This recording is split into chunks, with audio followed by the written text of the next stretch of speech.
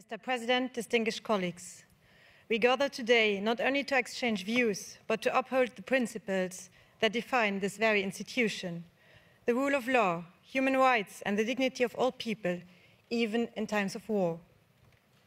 There is a growing and justified recognition that aggression constitutes one of the gravest crimes in international law. The momentum towards establishing special tribunals to prosecute such acts sends a clear message that the international community will not be silent in the face of unprovoked violence. In this pursuit of justice, we must remain vigilant. Legal determinations must not be shaped by shifting political winds.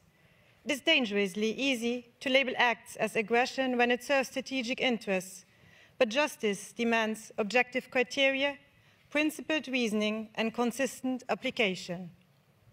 Above all, we must ensure that the law is applied to everyone. Selective justice corrodes legitimacy. It undermines the very values we seek to defend.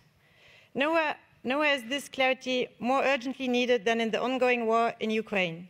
My party in Luxembourg is of the opinion that a negotiated settlement, one that protects Ukraine's sovereignty and reflects the principles of international law, is the only path to lasting peace. The Council of Europe has a vital role to play in this, not as a partisan actor, but as a defender of human rights, of national minorities, and of democratic values.